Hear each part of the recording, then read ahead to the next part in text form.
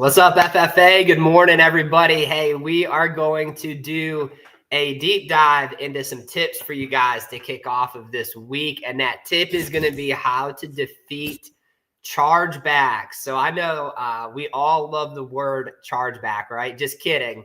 But it's a pain point in your career that you got to get really good at overcoming and beating and preventing. So that's what we're going to dive into this week. I wanted to do it on a Monday call because I know it is December 8th. Last week was the first week of the month. That means you probably have woken up to some of your past clients or people you wrote last month, maybe missing a draft payment or whatnot. And this is usually the week to follow up, get them back on the book. So that's what we're going to dive into on today's call. But before we do that, let's kick it off with the verse of the day, which is Isaiah 40, verse 31. It says, "But those who trust in the Lord will renew their strength. They will soar on wings like eagles.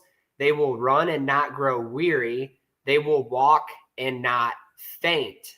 All right, guys, that's the perfect verse for you in this career as you guys run to build up your agency and your sales and your production. You got to have faith. You got to trust in him, and you're not going to grow weary. You're going to keep doing good. You're going to keep getting those opportunities. So make sure you guys go check out the leaderboard that we're going to drop in the WhatsApp chat following this call. But I want to give a big shout out to you guys who absolutely crushed it and did phenomenal last week. So make sure you go peep that leaderboard.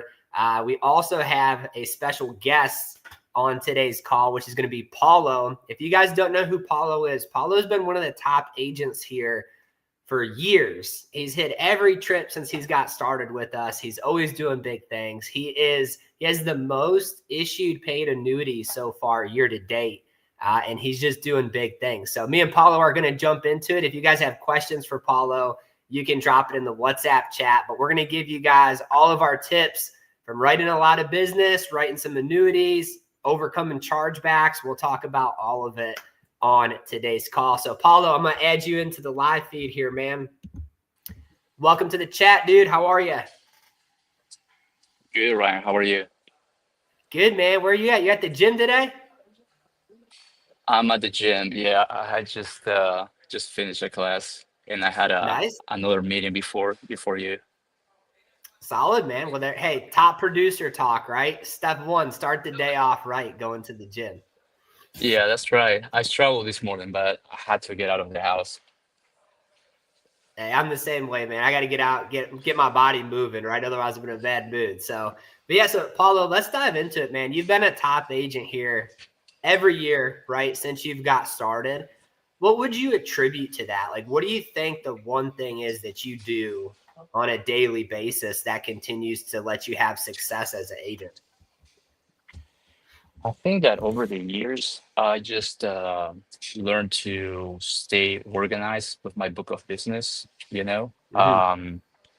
A lot of the policies we write, they go to underwriting, especially with Transamerica. You want to change something, you have to call them like 100 times, right? But that's the thing, you just have to be very organized, taking notes of every single policy, just calling back the carrier. My big thing is I try to stay very organized with my book of business. So I just take notes, of every time I made a single phone call and whatever.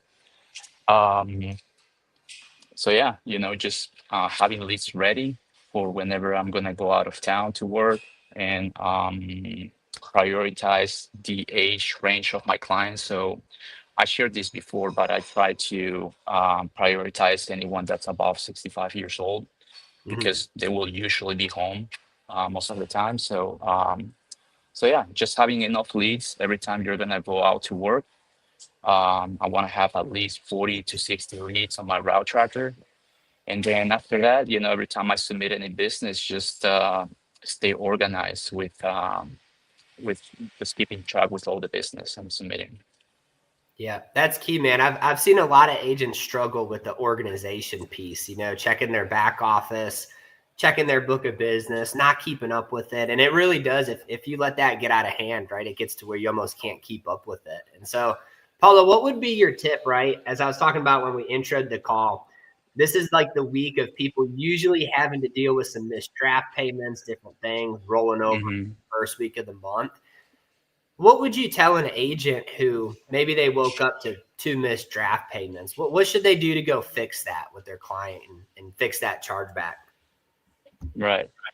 Um, I like to go back to their homes just to see them face to face and see Mhm. what's the main issue, you know. Yeah, that's usually what I do the most, just going back to the house, just sitting with them and seeing what's their situation, why did they miss a draft payment, because you don't really know what happened, right? Maybe they either changed their mind, they cancel the policy. Well, maybe I should say this first. I want to call the client first. I'm sorry, I want to call the carrier first and see what's the reason why Right. they missed the payment, right? Because it can come back as insufficient funds, account closed, or that the client called in to cancel the policy, right? If they called in to cancel the policy, you have to go back in person, right? Because you want to know exactly why they canceled it, right? If it's insufficient funds, maybe that's a different conversation you want to have with them, maybe like rescheduling the draft payment if whatever they picked before doesn't work for them, um, or if it's account closed. I mean, there's not much you can do about that, right? So yeah, calling the carrier first. First of all, just seeing what the reason is, and then just going back to seeing the client, and then just going from there. Right now I have like a few clients that they missed their first payment, and you just have to be stay in touch with them. Sometimes Mhm. some of them, they are not used to having insurance or having like a payment coming out of their bank account every month. Maybe some of them are still working, so maybe you have to find another date that works for them. Yeah. Yeah, that's key, man, is calling that carrier, like you said. Because I remember as a new agent, I used to think, oh man, they don't want this. They canceled it. I'm not even going to call them back. I'm going to have to go find, Exactly. I'm going to have to go out write it. And that couldn't be further from the truth. Guys, usually if you write 10 people, you're going to have probably two or three miss a draft, charge back, whatever. But out of those two or three, like 90% of them actually want the insurance, and they probably didn't even realize the draft didn't go through. They don't know, So Absolutely. like you said, Paul, you get back in front of them. They're just as surprised as you. You fix it, and then you've got your client for life set up. So Absolutely. And it's a good habit, right? To like just last week or 2 weeks ago, I have this 80 something year old guy that he missed a payment and he was on month 11. mhm, So I went back to his house last week, and it just happened that he switched bank accounts, but he never thought about, calling the carrier because, mhm, he just doesn't keep track of that, right? He never thought yeah, about calling the carrier to change that. And so I did all of that for him, right? So it's a way of also servicing the policy as well, just mhm, understanding why they missed a payment and just helping them out too. yeah.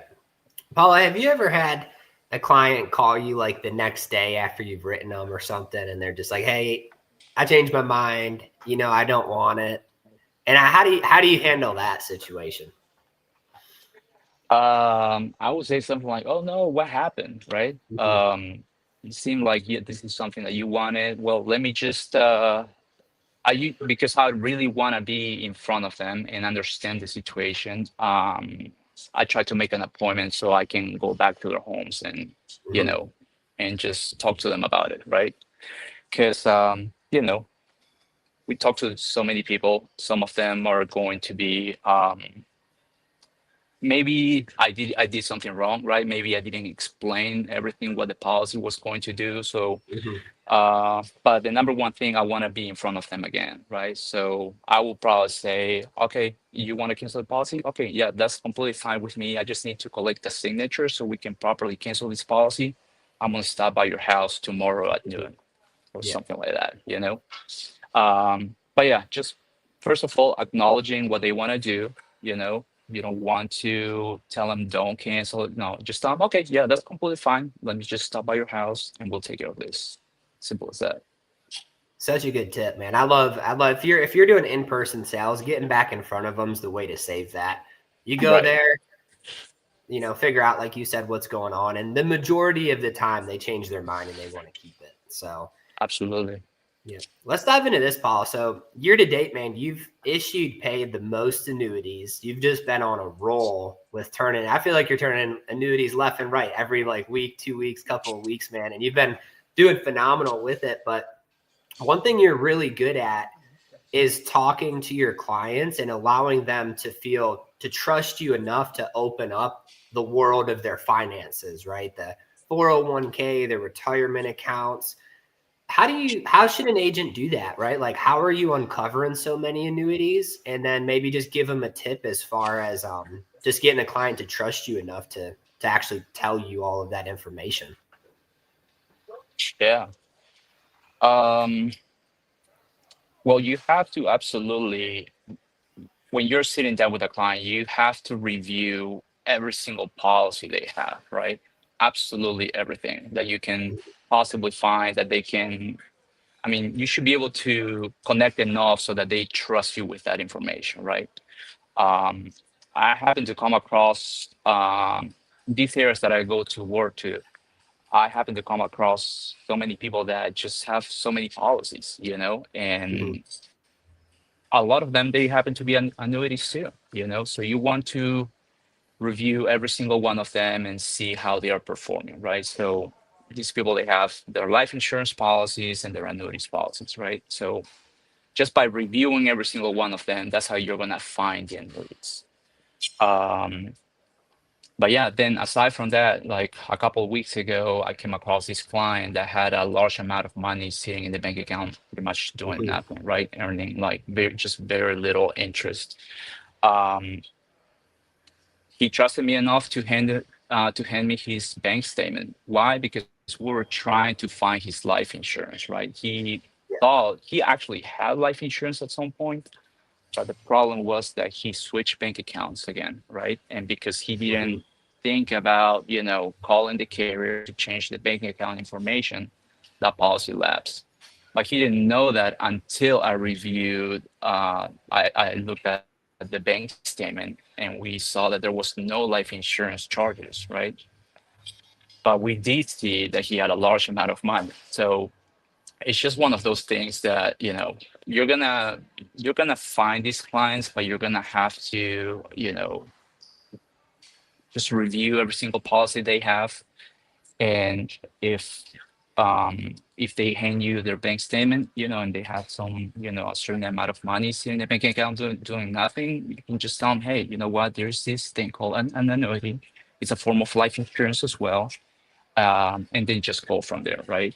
Just kind of Mhm. like be familiar with what annuity product can actually help them the most, right?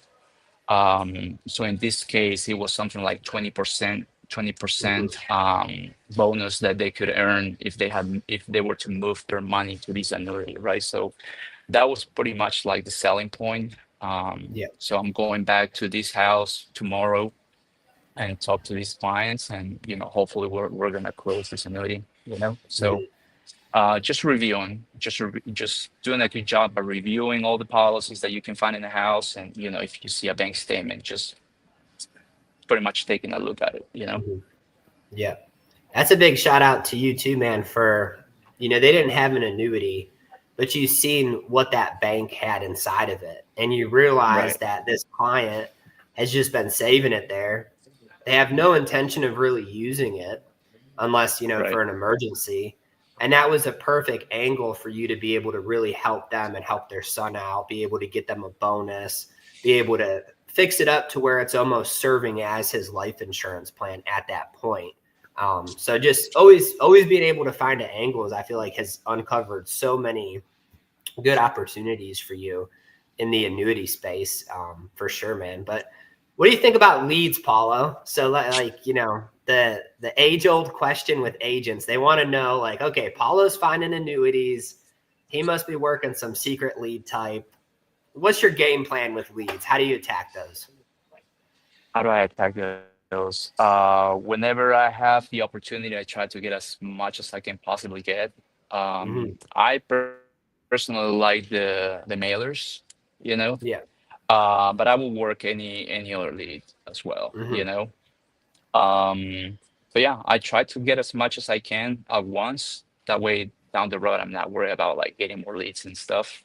So Yeah. I usually invest a pretty good amount of money in leads. Mm-hmm. And then after that, once you are in front of these people, I mean, I create my own leads, so I always ask for referrals. I like working out of town. I live in Charlotte, so I like working out of town, um, out in the country. One of the reasons is mainly because of traffic. It's a lot easier to get from one place to the other, but at the same Yeah. time, word of mouth is huge. You see with one family, especially when people live out in the country, their family members they usually live around. So Yeah. if you're able to sell one family, you ask for referrals and they're just gonna tell you, oh, my sister lives here, my brother lives, a mile from here. All right, you want to call them, and then we make appointments like that, and it's just a lot easier. Mm-hmm. So yeah, this year I haven't really had to buy a lot of leads, to be honest. Yeah. Just because a lot of my clients are coming from referrals as well. Mm-hmm. So that's definitely an advantage. But yeah, just get as many leads as you can possibly get, whatever is out there, and just perfect your door approach, and then just go from there.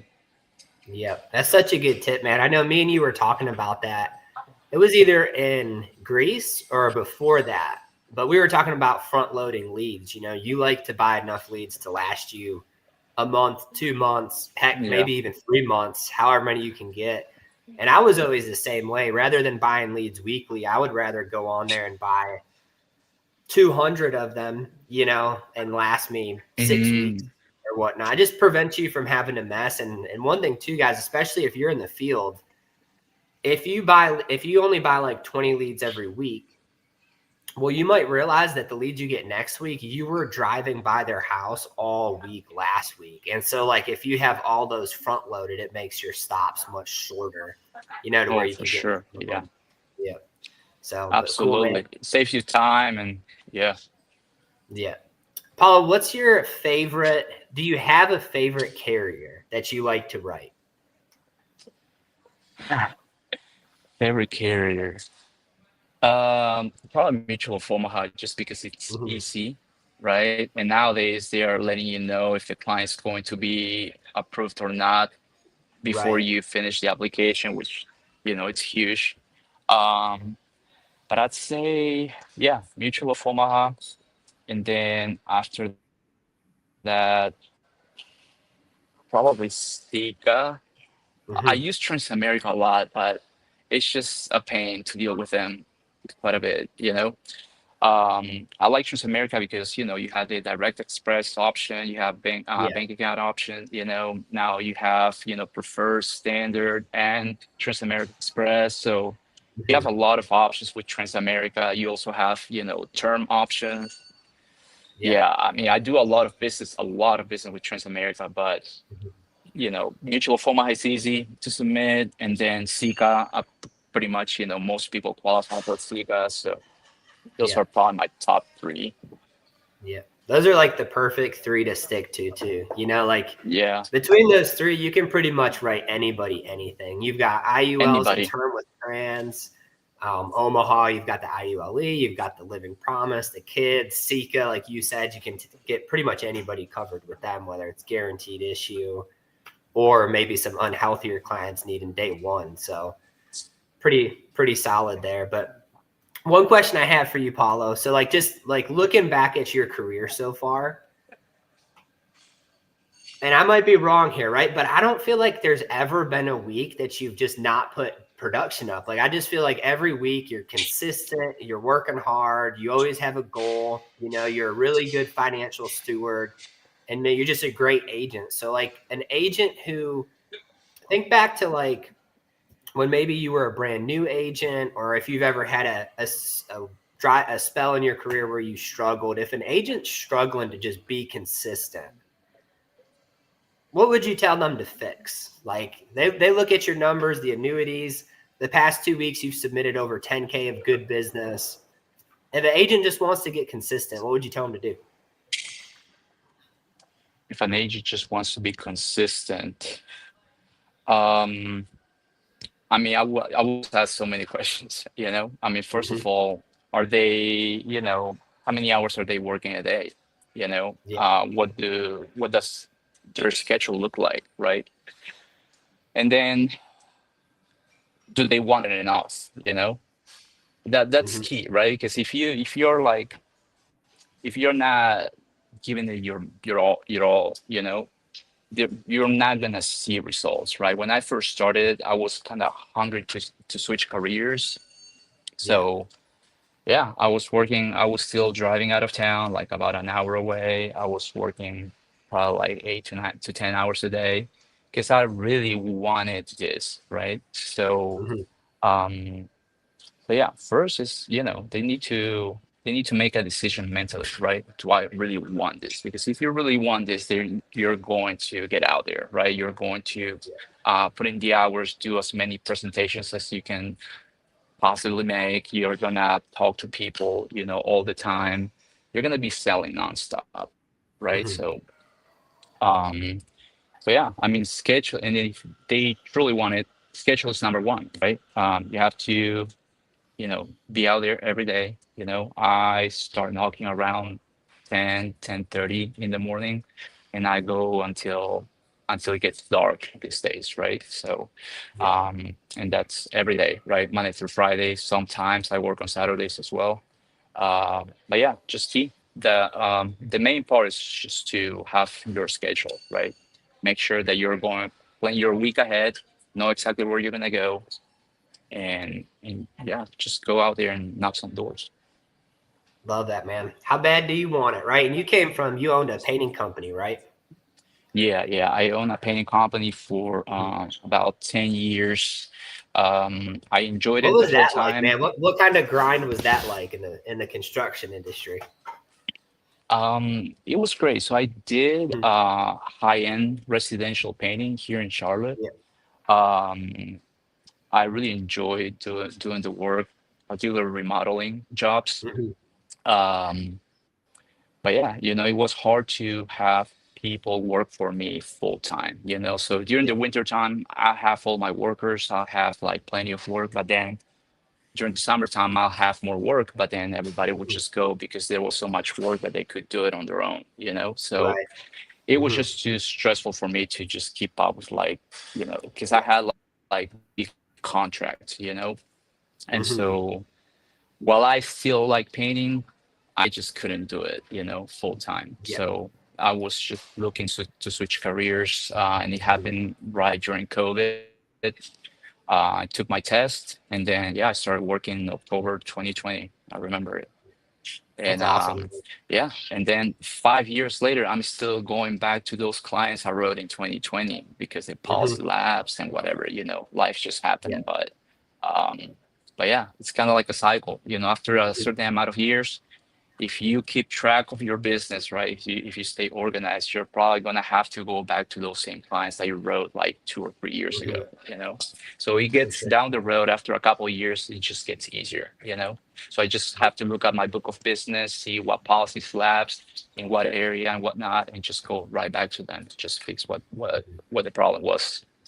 Yeah. That's such a good tip, man. Because like, you've been doing this now for years, right? I feel like once you get past that 2 year mark, it's Right. like you said, just everything gets easier. Your renewals are kicking in, the back end money's kicking in. You've got a huge book of business to follow up with, right? So it's like you said, it just becomes more streamlined and consistent. So if you're a new agent, you've been doing this for a few months or under 2 years, you might feel like you're kind of in the trenches right now. But me and Paula could both attest to this. After a few years of doing this, it's just streamlined, right? For sure. So Paula, what's a closing tip you have for somebody who wants to go out have a big week this week? Um, just get out there, give it your all, you know, just have the mindset of selling, Mhm. have the mindset of meeting new people, introducing yourself to the area where you're working at. If you go to the gas station, have your business cards ready, be ready to just hand them out, meet new people. go to a grocery store. That's what I do. Sometimes I go to grocery stores, for whatever reason, use the bathroom and whatnot, and I'm sitting in my car and I see somebody get in their car. I go and talk to them, and I give them my business card. And a lot of the time those turn into policies, so yeah, just be ready all the time to present yourself, to introduce yourself to somebody, to someone new, and just help people out. Heck yeah, man. Love the tips, dude. Appreciate the advice you came on here and shared with everybody, Yes, sir. Paulo. And hats off to you, man. Having a huge year. Super proud of you, buddy. All right, thank you, man. Thanks, guys. All right, guys. Hey, that's all me and Paulo got for you today. Let's go have a big week. We're going to be back here on Wednesday morning. And let's see you guys in WhatsApp. We're going to drop the leaderboard and go get after it. Thanks, Paulo. Thank you.